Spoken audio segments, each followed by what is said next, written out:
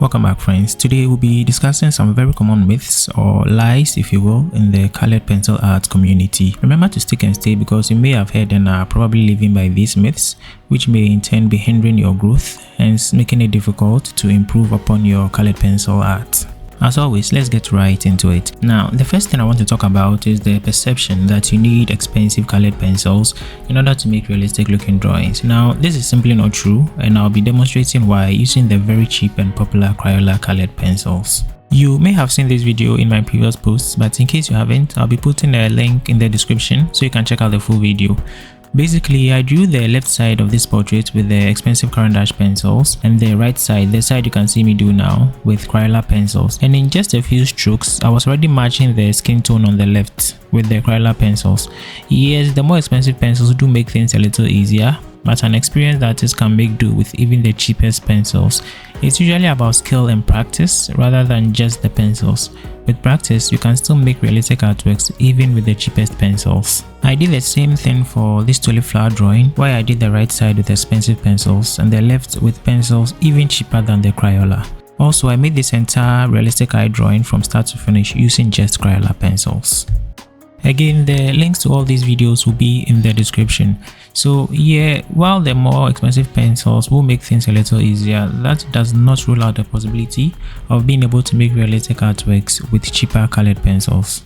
Myth number 2, you need to use a lot of colored pencils. Now, this is also not true, and once again I'll be demonstrating why. Now, while you may need a lot of colors in certain instances to make your drawing more vibrant, you don't necessarily need a lot of colored pencils. For instance, I made this portrait drawing using just 4 colors, and if you are counting whites, then 5 colors in total.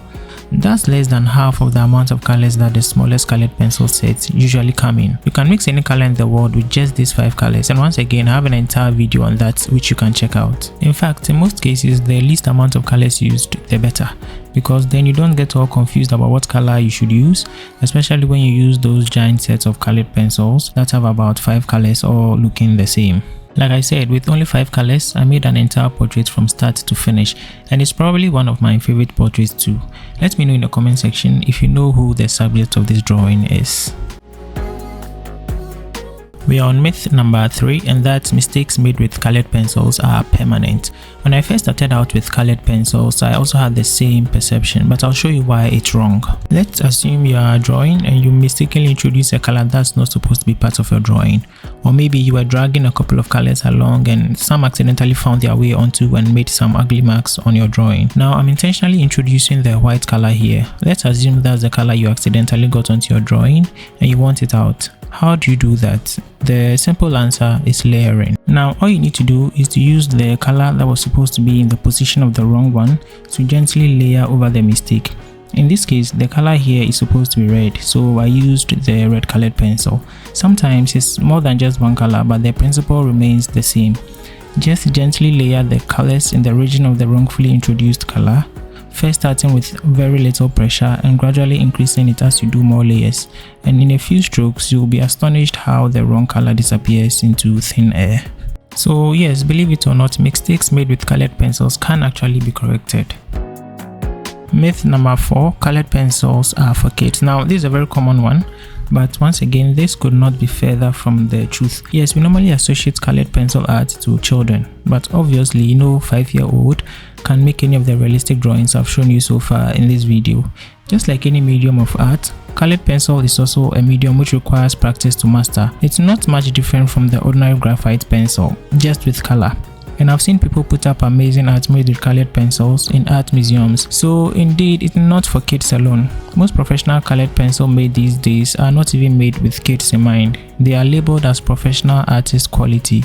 So obviously we've moved past the era of colored pencil being made for just children. So if you're interested in colored pencil art, don't be afraid to pick up a pencil and start drawing. Now, with that said, you may want to check out my free guide on the basics of realistic colored pencil art, where I go through all the basic techniques and materials you need to start making realistic colored pencil drawings. Great for beginners and intermediate learners. Once again, it's absolutely free and it will be the first link in the description. The last myth I'd like to talk about is that you can use water as solvent for blending. By now, you may have noticed I like to do a lot of demonstrations, so let's just go ahead and demonstrate why this is false. Here I have made a swatch and I'm blending it with ordinary water. Now initially you may think it's working, but quickly you realize that it's actually not. Looking at the swatch, you can tell the colored pencil hasn't been well blended. You can clearly see the outlines of the swatch, indicating that it's not well blended at all. A well blended swatch should show no outlines. Now that brings us to the next demonstration.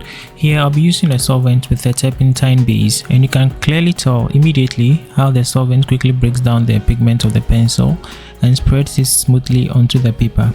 Colored pencils are either oil based or wax based, and none of those things mix well with water, and that's why you cannot use water as your solvent. If you enjoyed this video, don't forget to give me a like. Also subscribe for more tips and tutorials in future. I'll see you in the next one.